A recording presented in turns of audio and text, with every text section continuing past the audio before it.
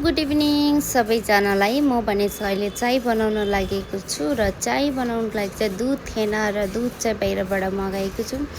यो के अरे ब्ल्याङ्केट के भन्छ नि, ब्ल्याङ्केट मैले चाहिँ नाम बिगारेर ब्ल्याङ्केट बनाइदिएको छु हो। यसको चाहिँ यहाँबाट चाहिँ छिट्टो सामान आउँछ किनभने चाहिँ हाम्रो घरको नजिकै छ नि त, अनि त्यहीबाट चाहिँ आइहाल्छ, 2-3 मिनटमै आइहाल्छ। अर्डर गरेको त्यही भएर जानुले यहाँनिर दुध अर्डर गरेको छ अनि उसको पार्लेजी बिस्किट पनि अर्डर गरेको छ। मेरो जानुलाई चाहिँ पार्लेजी बिस्कुट चाहिँ एकदमै धेरै मनपर्छ हो। हामी चाहिँ त्यसलाई के भन्छौँ, कुकुर बिस्किट भनेर जिस्काइदिन्छौँ होइन।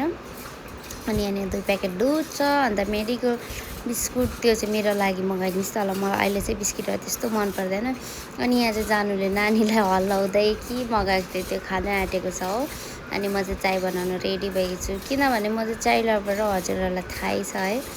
अनि मलाई चाहिँ चाय नखाइकन चित्तै बुझ्दैन। अब त टाइम पनि भयो, 5 बजिसक्यो चाय पिउने, अनि त्यही भएर चाय पिउनुको लागि चाहिँ म चाहिँ मिठो चाय बनाउँछु। आज चाहिँ मौसम पनि चिसो छ नि त, अब शामको टाइम भयो, यतिखेर त घाम गएको हुँदैन। आज चाहिँ अलिकति घाम देखा परेको छैन। अनि मलाई चाहिँ चायमा चिनी ज्यादा लाग्छ, अन्त यो 2 कप चायमा चाहिँ 2 चम्मच अलिकति चिनी लगायो भने चाहिँ मेरो लागि चाहिँ ठिक्कै हुन्छ। जानुको लागि ज्यादा हुन्छ तर पनि पर्बाल छैन, मलाई लाग्यो भने चाहिँ भयो जस्तो लाग्छ हो। अनि बेसी गुलियो त खाँदिनँ, ठिक्कैको खान्छु, तर मेरो जानुलाई चाहिँ एकदमै धेरै कम्ती मनपर्छ नि त।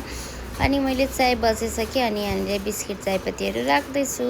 माथि राख्नुपर्छ नि त, कोही बेला त म त यता बेडतिर पनि हाइट सानो छ हो।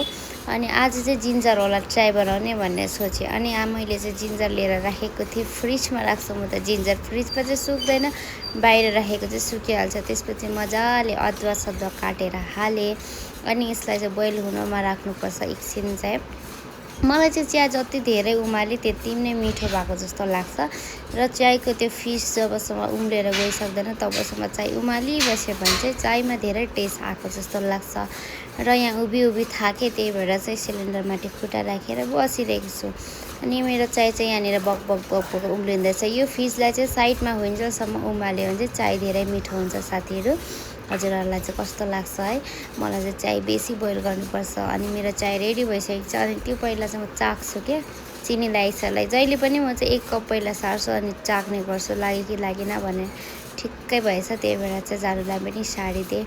अब हामीले जान बसेर चाय पिउँछौँ। ओके, बाई बाई हजुर सबैजनालाई।